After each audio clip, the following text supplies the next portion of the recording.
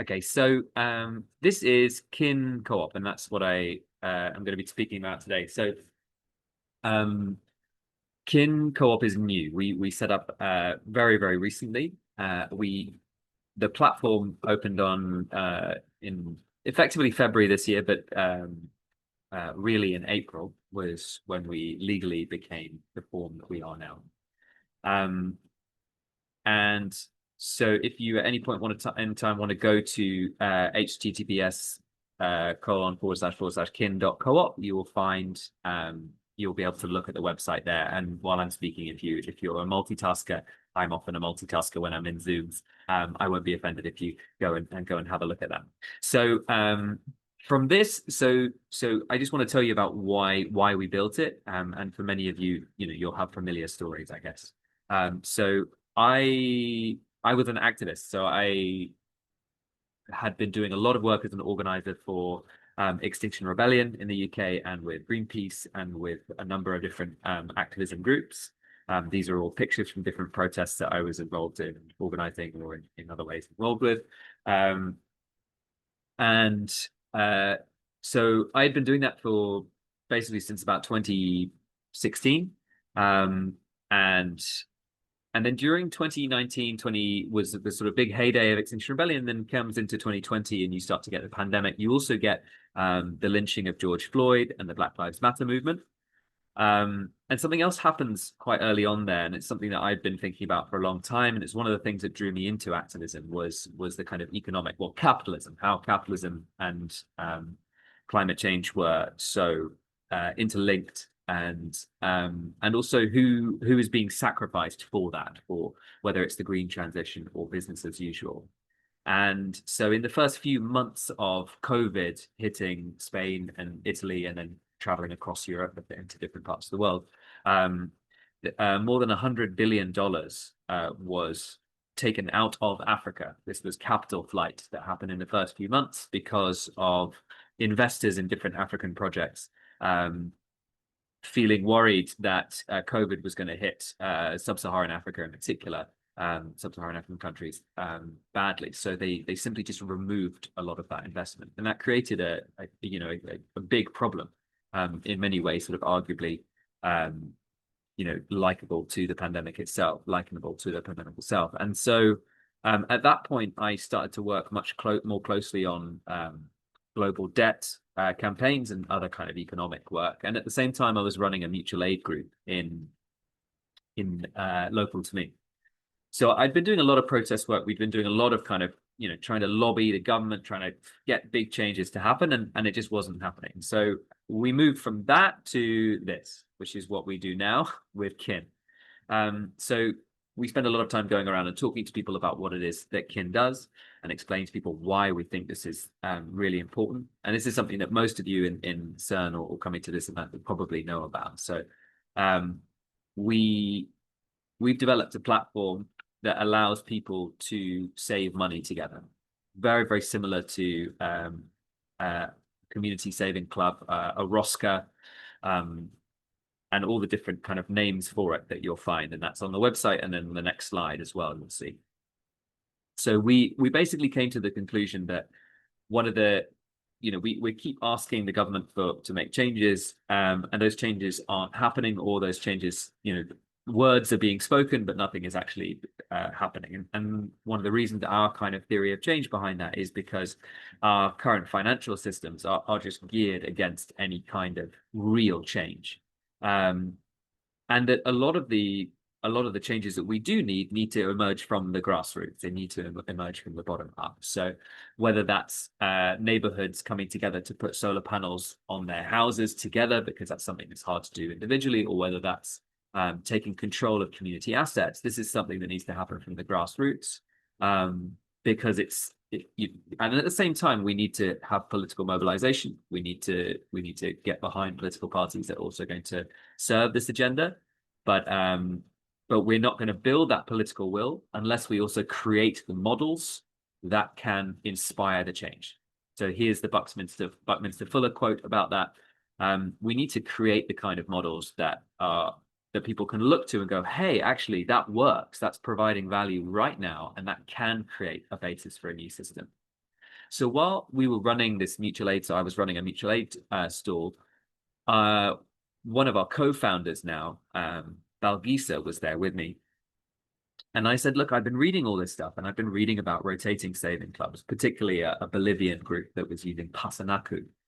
And so I described it to her, and she said, hey, we do that in my community. So Balgisa is of Somali heritage. And she said, hey, we've been doing that forever. And I actually paid for my law degree using a hagbad, which is the Somali word for a rotating saving credit association. And so we said, okay, so I was sort of excited by this, because in kind of UK white British culture, I would say, of the, people of my generation, we just really have no memory of this culturally. Most of banking now is associated with Monzo and startup banks and traditional banks that are not, are still very new, but the idea of collective and community saving is really not there.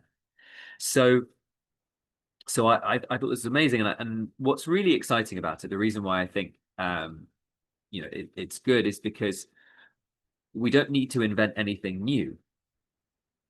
Often people, especially when it comes to things like climate change or some of the bigger existential issues around us, people reach for things that feel like a technological solution that's kind of new and like never been done before. There's a lot of talk about cryptocurrencies and things like that.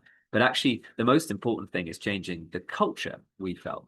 The culture which has become very, very hyper individualized, and that's actually very inefficient when it comes to resource use. So I often use the analogy that if every single person needed their own farm, you would need more hectares of land than the earth actually has, and that's arable land right now, just for the currently existing population. But because we amalgamate land together in larger blocks, we're able to feed many more people.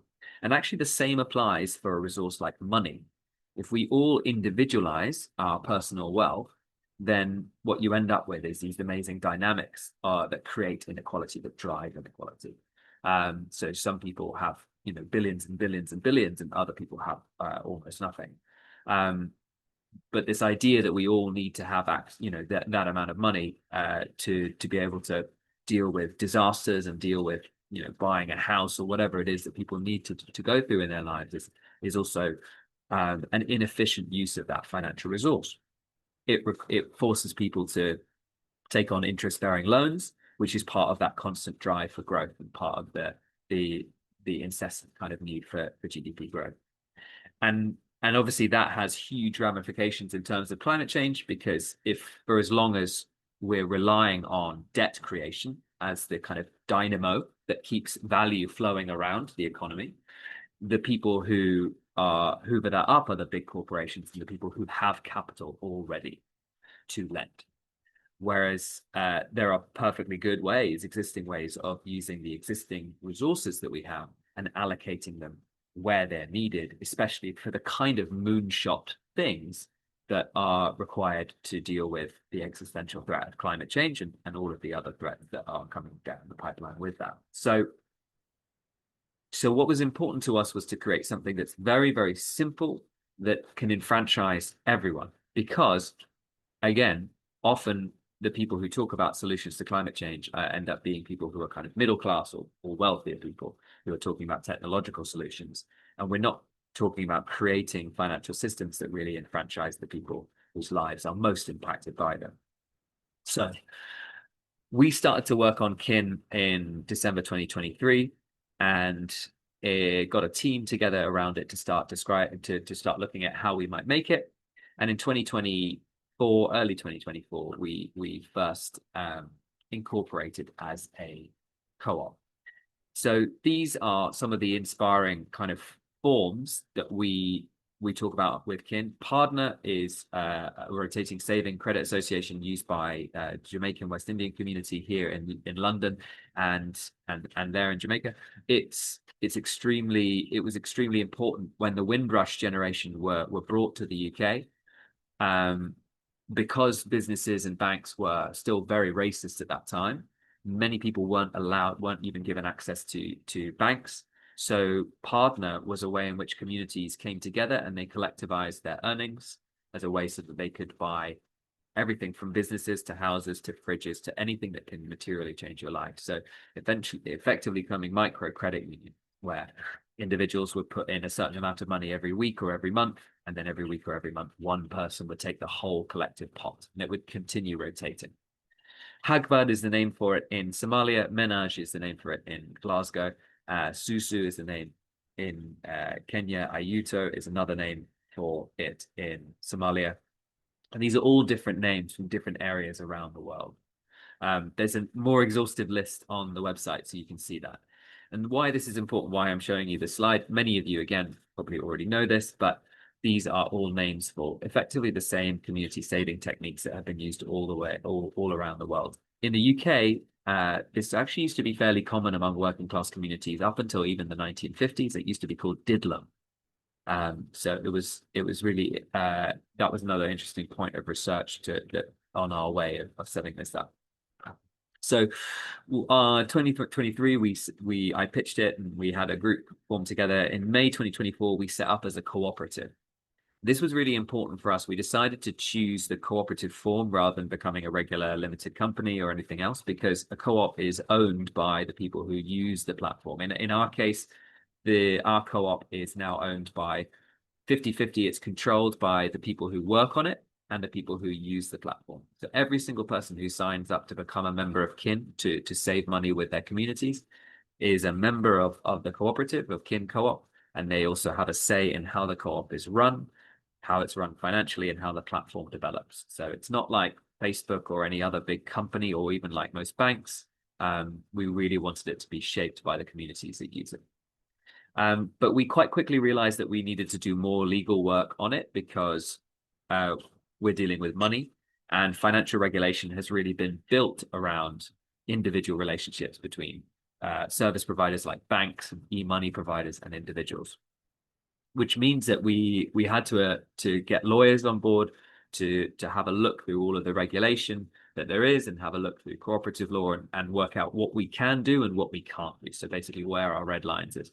And that was really important for us, actually, for clarifying. I mean, it was an expensive and quite tedious process in some ways, because working with lawyers can be, but it was also really great at clarifying basically mutual aid, where mutual aid works in terms of money, and what the areas are around that. And it's a very interesting kind of area to be in. So we are set up technically as a non-profit fiscal host for groups.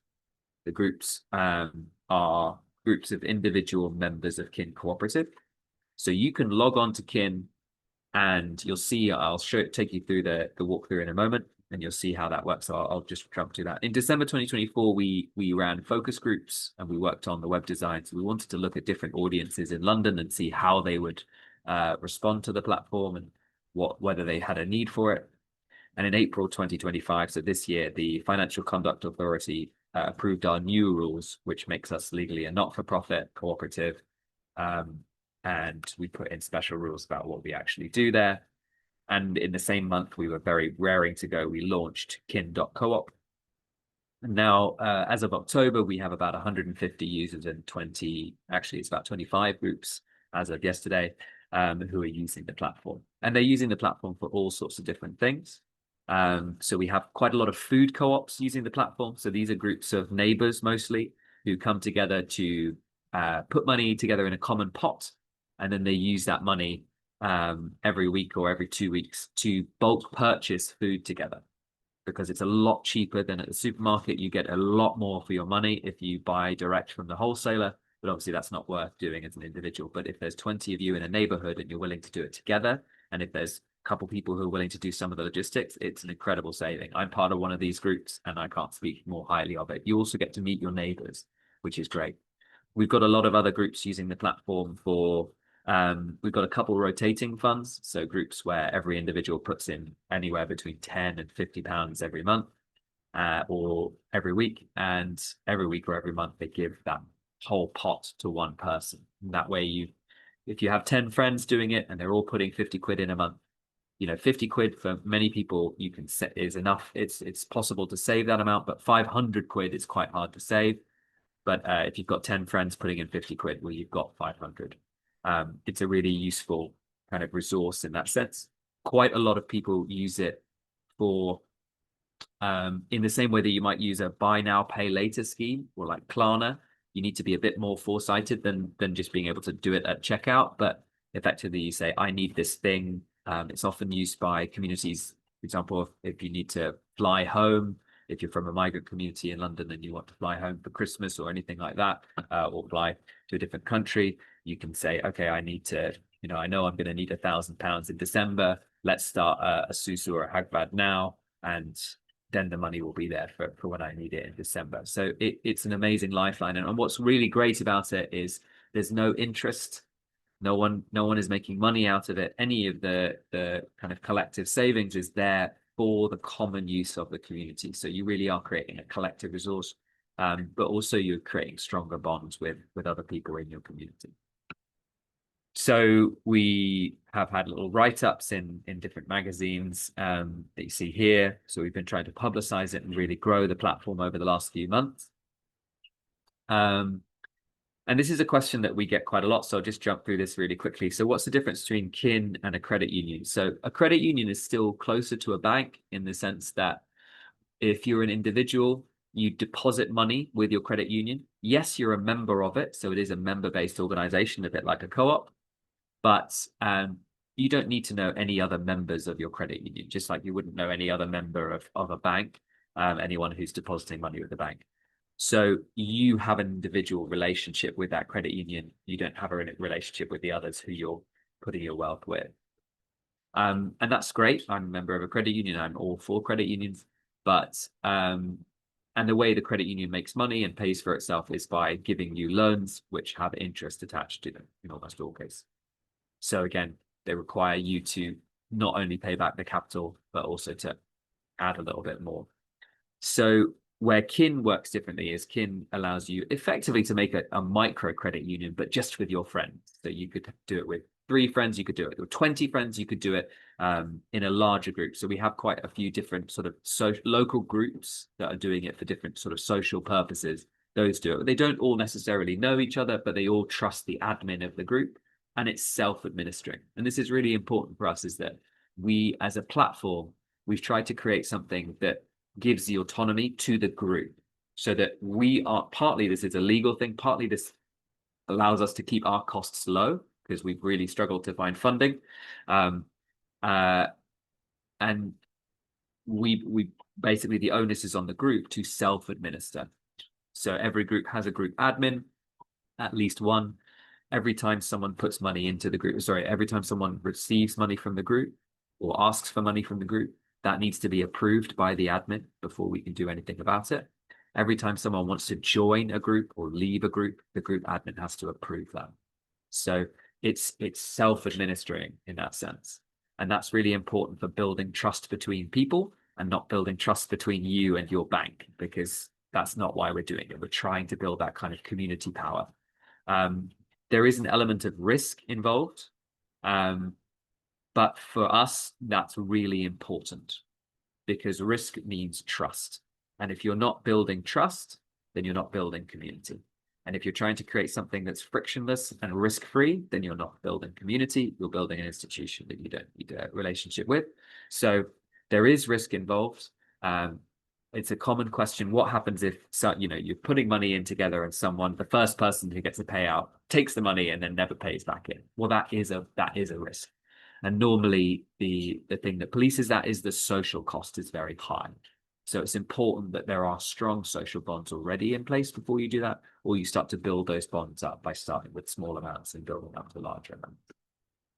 So this was another question that we often get asked, because I've told you about our origin, really coming from an activist background rather than like a fintech or a kind of that sort of capitalist background, or even an enterprise background. Why not start a bank? So often people ask this sort of question: what if you want to channel money towards the green revolution or whatever it is, why not just try and get people's money towards it? And the answer is really simple. There's quite a lot. If you have money already, there are quite a lot of ways in which you can invest ethically. There's lots of community solar funds. There's lots, especially in the UK, there's lots of places where you could put money into community shares. The issue isn't so much that. The issue is that there just really isn't enough capital in working in that way to do it. Because what you're relying on is effectively this: people who have enough wealth to think of themselves as investing, but also enough ethics that they're willing to make a loss effectively on market rates. So if you're investing in right now weapons or Nvidia or a couple of those big sort of tech stocks and other things like that, you're able to make upwards of 10% return. Even FTSE trackers are regularly giving you 9%, 10% return. But if you're investing in community solar in the UK, you're looking much closer to 4% if it's doing well. So you're not making as much money as you could if you're thinking of yourself as an investor. But more importantly, the Venn diagram looks a little bit more like that, because the people with tons of money tend not to have tons and tons of ethics. So in that sense, starting another bank isn't hugely helpful in this sense. Also, you're disenfranchising all of the people who don't have so much money to think of themselves as investors. And in the UK, that's a huge portion of the population who don't have more than £100 in their bank account. So we want to bring them into this conversation, because they should be shaping the systems that are affecting their lives. So that's it. That's what we're talking about here, shifting the culture. So I'll take you through the platform really quickly. So here's what you'll see on the homepage. We've just uploaded a video in the last few weeks. So you'll see that now actually there's a video there that will take you a little bit more sort of interactively through what the platform does. You can click become a member, and as soon as you become a member, it will take you through to this login page. We ask members contribute £1 per month. If they have more money than that, we ask that they could give more, a little bit like putting in the price of a coffee, or how much you might put in for a political party, sort of £5 or anything like that, if you have a little bit more wealth. But we also we obviously want to be incredibly open, and some of the communities we serve are not able to pay £1 a month. If you're not saving that much money every month with Kin, then it feels like a lot to be adding another pound to it. So we do offer membership for just £1 once, but only if there's specific reasons for that. Otherwise, we ask for £1 a month, and that's because we do need to try and cover our costs to become sustainable. And we're not there yet, because we've been going for a short period of time. And as I said earlier, it's been a bit of a difficulty attracting grant funding. A lot of people don't know anything about what we're doing, or sort of about community saving. So it's been a bit difficult. So you become a member here, and that's your member page. So here's a sort of template member page. You'll see at the top there, it's a little banner telling you to set up a regular donation, and you can set that up really easily. And there are your groups. So on the left, it'll show you my groups. There's 2 groups there, and it will tell you the total available to those groups. So I've just put, this is just a template page so you can see it, and you can see the bottom there. You can create a group, and you can also search for groups. So if your friends have invited you to a group and you've lost the invite link, you can search for the name of the group there, and it will come up, and you can request to join it. And then you'll find that here you're on your group page. This is actually a real group. This is my local food co-op. So at the top, there's a group link. You could drop that down and send that to a friend on WhatsApp, and they'd be able to join straight into this group. Tells you the total that's available to the group. And if you're an admin, it will also give you a little taskbar. So if someone's requested money, that will pop up there. And that's where you can make a contribution. You can make one-off contributions. You can also set up recurring contributions. This is really, really common, actually. Lots and lots of people just set up a sort of £5 weekly recurring contribution to their group, and then they just forget about it, which is okay. We don't mind it. I mean, it's great. We want people to be more interactive with their groups, but that's that. You can also contribute on behalf of someone. So every now and again, that's quite important, where someone's given you cash, and it just allows you to create a record in their name, and you can request money. And then here you've got a group agreement section. This is quite important for groups that are handling larger amounts of money, just to give an agreement of like who's allowed to join the group, who's allowed to request money, how do you design it, all that kind of stuff. So there's a special page for that. You can see at the very bottom there's a history. So you can see with my local group, this is from October, people putting in about £5 every week. One person puts in £20 a month instead. And that's kind of how it is. And it will show up as pending until it appears in the bank account. And then once that's verified on our end, it will show up as completed, and you'll get an email saying, thanks for contributing. You can see all your group members. And if you push that drop down, which I can't because it's just a slide, it will come up with all the members in your group, and you can message them directly. And you can see here, there's a forum discussion. No one started it in this group, but I'll show you on the next page. You can chat to each other. So we wanted to make it so that you could easily talk to each other. So this is Ben and I who've been testing it. And it just means that you can say, oh, I really need that this week. It means most groups already have their own WhatsApp group. We're not trying to replace WhatsApp, but it just might mean that you can create a record of important things you're saying to each other, or if you want to thank your group for helping you achieve something with the money. So that's that. Oh, I'm going to go beyond this, I think. I don't want to play the video. Yeah. So we often, I'm not going to do this today just because in the interest of time and being a bit more interactive and seeing if there's anything you want to talk about, but we often ask people what communities they're a part of, just so they can have a think about what kind of groups they might set up. Often we find that people struggle to, without a bit of help, struggle to conceptualize how they would actually set up a group. Because again, the culture is really geared towards like money is your thing and you don't even talk about it. In fact, there's been some research done by Klarna that says a third of UK adults feel so much emotion around talking about money, they don't even talk about it to their close friends or family. So people tend to be very closed around financial matters. And actually, I do a talk where I go around in different communities, and I sort of trick people, not trick people in a bad way, but I trick people into anonymously telling their financial situation. So I get them to write it down on a Google form or on a paper form, and then I show them with my spreadsheet what the distribution is in the room and what's available in the room. And it's always shocking. And I did it with a room recently of about 35 people who filled it in, and there was £8 million in liquid assets available to that room. So this is money that wasn't in houses. This was money that was just sitting in different people's bank accounts.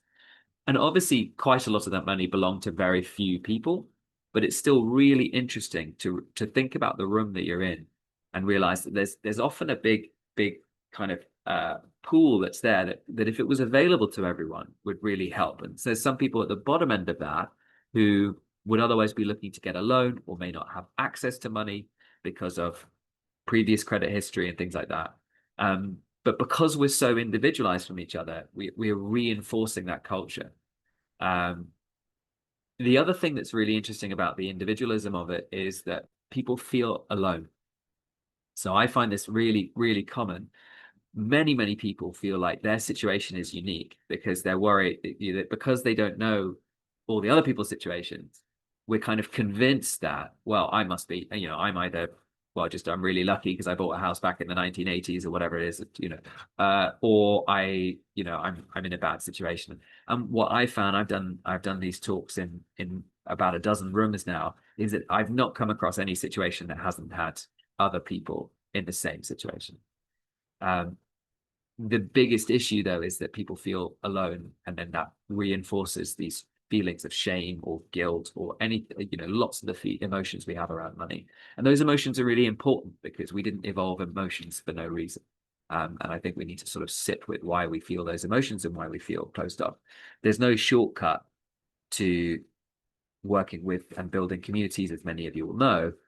It often requires quite a lot of a sacrifice from us, quite a lot of a kind of, okay, I'm just going to do the thing, and it's going to cost me emotionally a little bit to do it. So thinking about what kind of communities you might be a part of could be family communities, something that comes up quite a lot, student housing, students being able to often using things like Splitwise to split their bills already. But what if you started putting in an amount of money towards your bills every month anyway on a standing order? And that way, when the bill does happen, you're not caught off guard. You've been saving for it regularly, especially things like council tax, which depending on your council region, sometimes comes on a 3-month, sometimes comes on a 6-month, So and that sometimes is quite a large amount of money, but if you're saving towards it regularly, and then the worst comes to worst is if you've oversaved, then you've got a little bit of extra money that you can all go out to together for a house meal or whatever it is. So that's one. There's your work communities. What if you need a birthday present fund? This happens quite a lot in work, or a secret Santa fund, whatever it is. It's that time of year now. Religious communities, and obviously we have quite a lot of local activist groups who use it, and mutual aid groups who use them. And so, yeah, we just think about what you might do with it. The other groups that we're looking to work with a little bit more at the moment are groups like community solar groups, who need to start basically start saving money to put solar panels on their houses, or put solar panels on a local allotment, or any kind of building that you can do that. One of the big hurdles we found, and it's for me, it's a ongoing nightmare of basically my belief is we need to bring a lot of community assets in local areas into community ownership and community management. But if we wait for every single asset to be set up as a community benefit society, or a community land trust, or a co-op, or it's going to take forever. And also you're going to need, every one of those institutions needs to be registered. It needs to have a secretary, it needs to have legal, and accounts, and that just takes an incredible amount of time. But we're really in, I believe, a race against the clock for all of these economic forces right now coming to a head that are, driving climate change and the rise of the far right. So I think it's really important we try and accelerate that. And so what we hope to do is just create a resource where you can very easily start pooling money together. And the last question, I think, is one of the hardest ones, which is sort of how would you go about speaking to your community? But it would be good to sort of think about that. Maybe we can come back to that when I finish the presentation, which is soon. So yeah, these are the last few slides. Basically, what are our plans? What are we doing now? So we're trying to work a little bit more with social media. We're trying to work a little bit more with trying to inspire people to think about how they can be setting up community savings everywhere they are, thinking about it as another thing that you can do in your community. We're also working on a community ambassador program. So we've got funding to support 5 community ambassadors from around the UK, and we're going to incentivize the ambassadors to set up groups and to work with us. So we'll be paying them a financial incentive for the groups that they set up, and work with them to understand how they reach their communities, how they found the process, talk about any issues they had with different people in the communities, if there were any conflicts, or if it's all gone smoothly. And then from that, to try and create a sort of more sustained practice of community ambassadors, because we really think that supporting communities to save money together as well is another form of care work. It's another form of mutual aid work, and often that's sort of exploited and not rewarded. So we're hoping that can happen. And we're also trying to work closely with some of the movements that are developing, especially political movements in the UK right now. So the Green Party, your party, some of the other ones that are looking at things like community assemblies. Often they're sort of local democracy groups, and we think that food co-ops and financial co-ops like us are a really, really good sort of vector for communities to get involved with, that create a direct benefit now. Saving money together can create a direct benefit straight away, and there is a reward there. And that means that even if you have lots of great community ideas, but none of them get off the ground, you're still doing something every week regularly that's creating actual value. And it's those sorts of things that keep communities together. So we're trying to work with movements that are already there to help us kind of grow in that way. So if you know anyone, if you are working in this kind of area and you want to connect, or if you know people who might be interested in this area, please do let me know, connect us, and I will share my email in the chat, and you can also find it on the website. And that's the end of the presentation. So yeah, feel free to ask any questions that you have. Thank you very much.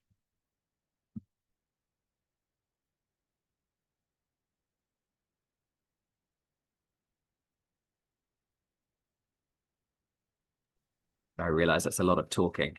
Might have talked you out. No, I mean, no, for me, that's wonderful. Thanks, Rob.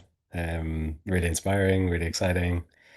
Uh, yeah, I came here just not to organize or to facilitate, but just more to attend and learn. So I won't but I would just open the floor anyway if anyone wants to raise their hand or jump in and ask questions or leave a question in the chat. Please feel free to do so now. I have a few questions as well, but I won't straight away.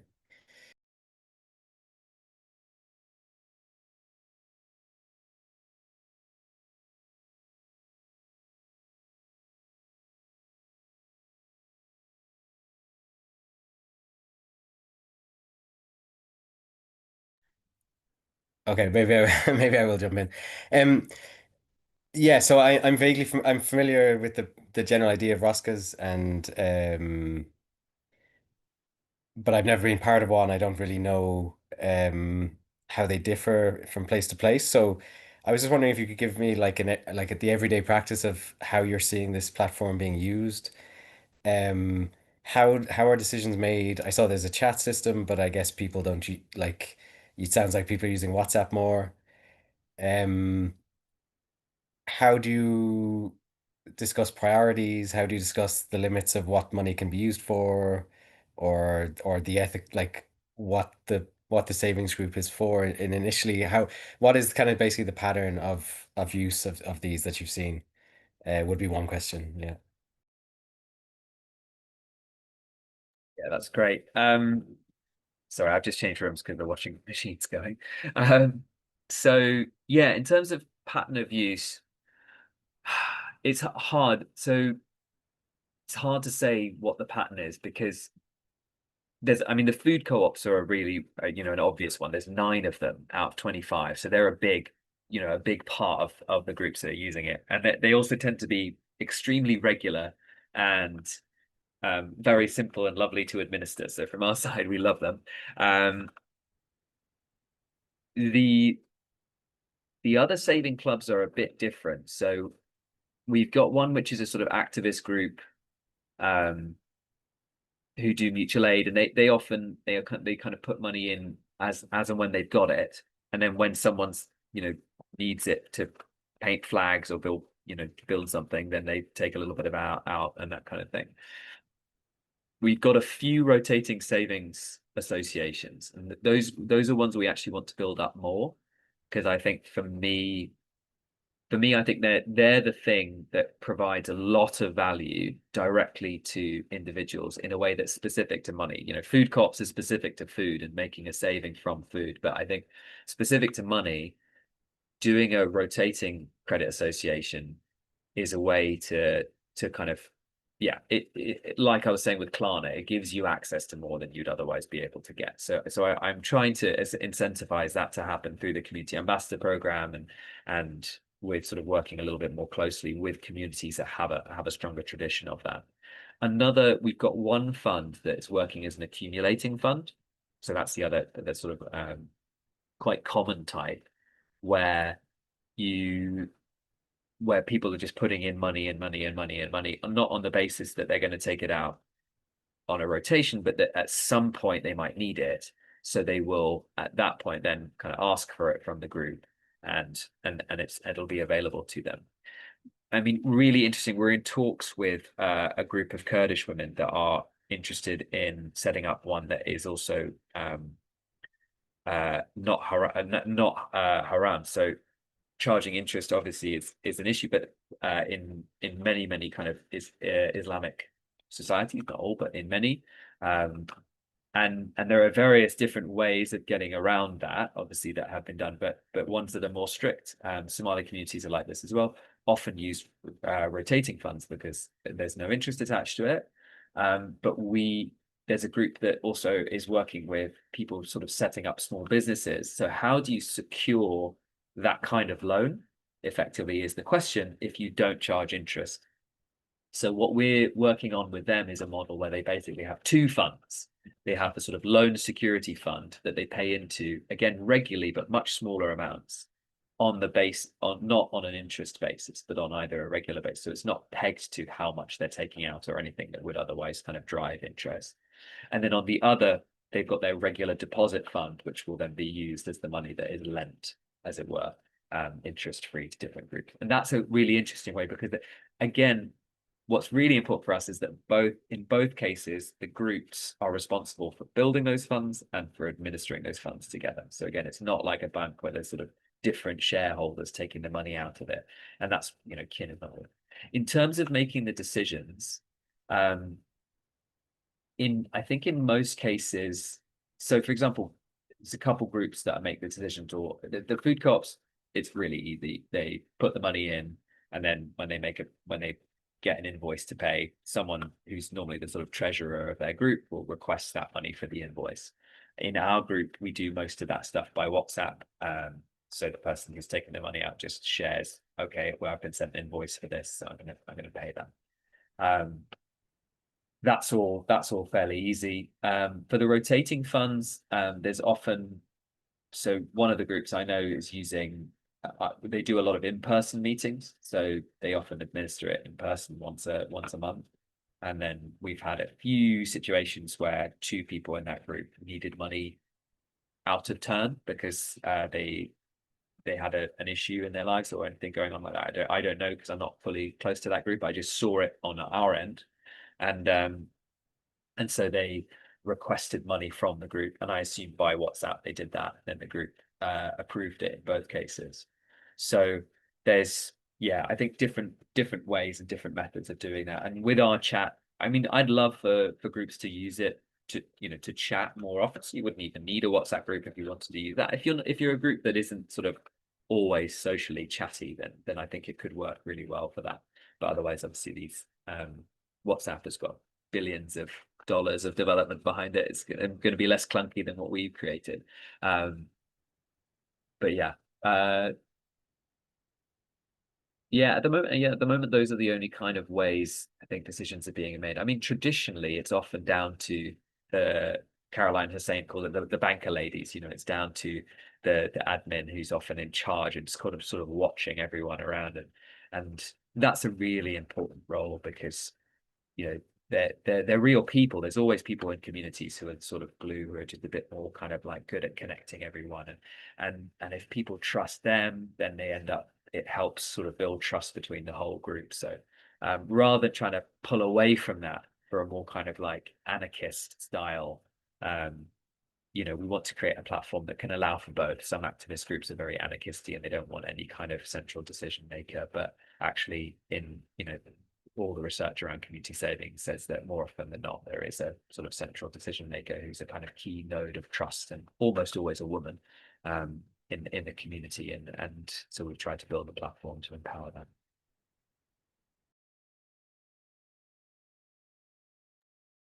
Great, thanks a lot, Rob.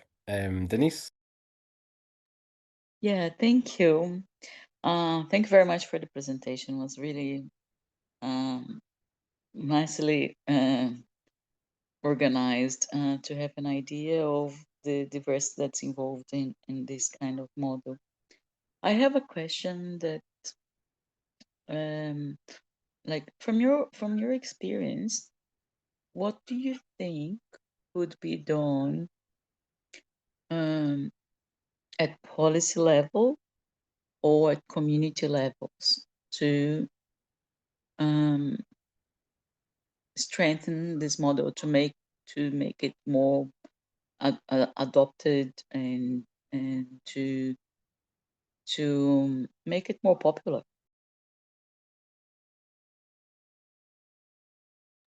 That's an amazing question, and really hard.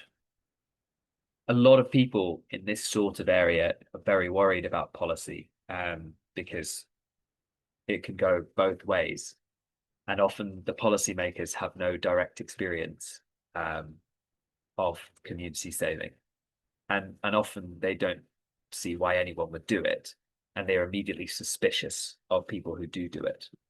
And that comes up a lot in conversations, and I wouldn't be too afraid to say that it's often sort of racially quite obvious why that comes up, and I think that's, which is really sad. So I think there's that element that I would say I'm wary of with this, and so I think in terms of how it can be supported by policymakers, it's partly why we are building this platform in the way that we're building it. I mean, one of the things I want to do more as well is work closer with credit unions, because credit unions are already a sort of trusted and accepted cooperative model. I'm also we lean incredibly heavily into language around mutual aid. We have quite strong tax guidelines. The issue with doing it online, obviously, is that we have to be careful of things like money laundering. I mean, you have to worry, do that with cash as well. But we have to, think about all of those things. We want to create an experience that's simple and easy and focuses on community building rather than the relationship you have with the platform. But at the same time, we have to be clear about those checks. We also don't want people to abuse the system, to start paying themselves as a way of sort of getting around tax. So there's lots of things that we have to be quite vigilant of. If policy was able to be clear around the guidelines of what mutual aid was and wasn't, that would be really helpful. So our lawyers, when they were working on it, they there was nothing to go off. Basically, what we're working on is where tax law stops and has nothing to say, and where policy stops and has nothing to say. And that's kind of the world we live in, the kind of nothing to say world. And the problem with that is it means you need quite a lot of confidence to do it. You need quite a lot of, and that's why, there's no, we came from an activist background because we believe in creating this intervention. And so we do have a sense of confidence, like, let's just get on and do it. And I think that's been really helpful. It would be really helpful if there were clear guidelines around what you can and can't do. And it would be really helpful if those things were made simple and easy to comply with. I mean, in the UK, it's incredibly difficult to apply for a financial license to become a credit union or to become an e-money provider or basically anything. You need a lot of capital behind you. And that means you're almost certainly a capitalist enterprise. So it's very hard for a not-for-profit to come into this space. And we've managed to do it from a shoestring budget because the two of us mostly building the platform and running it are, came as activists, and we're used to not being paid anything for our work. And we, have other jobs to support ourselves, and we, really believe in it. It would be really helpful if that wasn't the case. And certainly that's something that's stopping it from getting adopted. And we'd love for policymakers to kind of look at what we're doing and look at what other people are doing and to go, okay, this could work. How do we help that happen? That would be really great, because in terms of financial inclusion and more, I think it could be a real great thing. I mean, at the end of the day, this should appeal to both sides of the political spectrum as well, because if people are able to save more money together and have access to more money together, then people will spend that money on the high streets. It's good for the economy.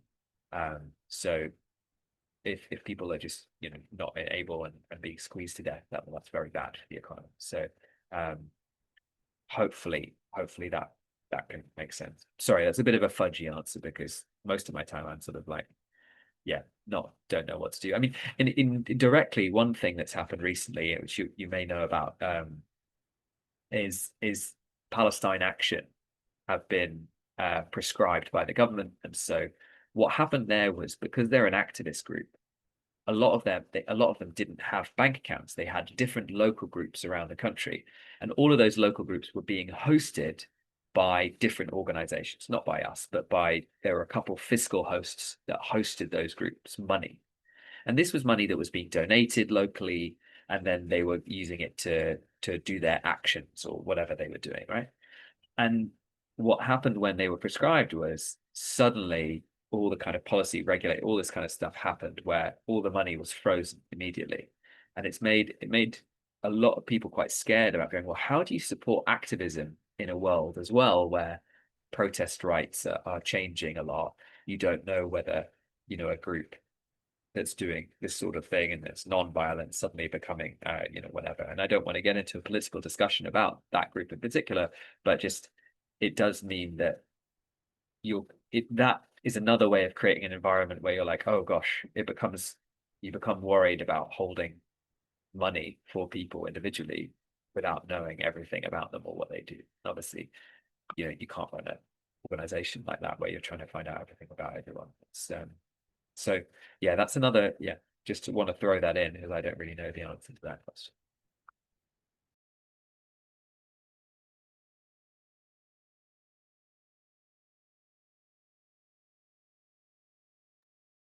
Emma, would you like to jump in? Hello, yes, thank you. Thank you for the presentation. And yeah, I'm just wondering, like, in the initial phase, like from 2023 until 2025 when you launched it, how many hours did you spend on it, like realistically, a week? And then maybe I have a second question as well, so I just throw it in. So do you have any tips for people trying to maybe start something similar in different countries? Like what would be like your tip for someone trying to start something off of the ground like this? Two things. The first one is the amount of hours. I think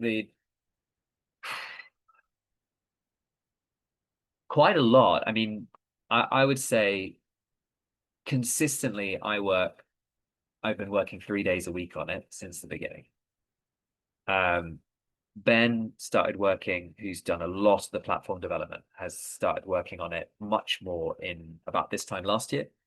And again, about 3 days a week on it. So I think since that time, it's been effectively one person full time for the last year and a half would be a good way of describing it. But obviously that's been broken into two of us. And before that, we had a larger team of volunteers. So at the very beginning, when we shaped it, it was a lot of volunteer work and scrubbing that all together. That feeds into a little bit of Ben and the work we've done. So we would ideally not so what we think is the best for the whole thing would be if communities all around the world started doing things like this. So what we've done is we've developed everything using open source software. So what that means is right now we could export, or soon, not yet, but we could export basically what we've done as Kin in terms of the back end. So the ability to create records of people's payments, to track them, that kind of stuff, and also the front end, so you can see how we've displayed it. We would be able to put that into a folder for you, send it to you, and as long as you have the right legal vehicle and you can set up your own domain name, you can then take that and play with it. And we would love that because first, it's taken a long time to develop. If you have lots of money behind you, you may not need to do that. But more than that, what we would like to do is create a kind of global network of people working on this stuff so that we can share our learning over the long term. And we can share developments that we make to the platforms that we're running over the long term, because that's a way, a bit like using Wikipedia, that's a way in which we can harness lots of different groups that are trying to do the same sort of thing and really like turn that into something bigger than what we can do individually. So if that's something that you're interested in, let's keep this conversation going because that would be really great. Great, thank you. That sounds really good.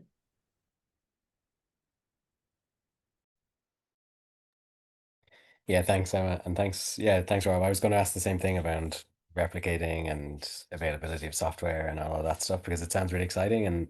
But it obviously, as it's set up now, it's based in the UK, right? So, I was wondering how, if I could just quickly, people have headed off. It's 2 o'clock now, so if I could just quickly ask about the food groups, the practicality of it. So I'm a member of one of these groups, and we sort of we bulk order together, but I'm not sure how it would work with consistent contributions of the same amount of money. I find it really interesting that it's being used by these groups, and I just would love to know how they're using it. Is this like a membership fee? Because I think those kind of like synergies between different initiatives like this are really exciting, and I think I'd love to know how to use it. Maybe our group could use it, for example. Yeah. Yeah, so we work quite closely with Corporation Town. Don't know if you know them. So they've set up quite a lot of food co-ops, mostly in London, but a few now in sort of Portsmouth and Birmingham and other places. They are cooperation.town. That's their website. So quite a lot of the way their groups often work, not all of them, I think some of them they sort of similar to what you've described. They put in £5 a week, and then every week, so like our group, that comes to about 70 quid or something like that, because there's quite a few of us in it. And then they go, and then we go, okay, so we're going to make a 70 quid order. And then we divide, so we just align the order with the money that we've got kind of available to us, and then we divide it equally among the boxes or among the people who've ordered that week. We are not a good example because we've been terrible at like keeping books, but in most cases in our group, people either haven't worried about it or it's worked out quite well. So another way of doing, so if you wanted to go, okay, we're going to do this big order, it's going to cost X £100 or whatever, you could obviously just all pay that into the individual who made it, assuming the individual already has it. But otherwise, you just start putting in you put in a standing order to Kin on the basis that you're going to probably need 100, you know roughly what your order is, so you just sort of work it out. And if you need to top it up, then you top it up a little bit for the next time or for whatever it is, and you just work it out that way. And it's just a way of sort of paying it forwards and spreading it nicely and evenly. So that's how I would just describe it being done. It's not a sort of membership in terms of like it goes directly to the food. No one's paying anything extra to their group. It's just for the food. Thanks. Yeah, that's great. And yeah, I can see it being useful for like CSAs as well and things like that. It's really exciting to think about how that could be used. So yeah.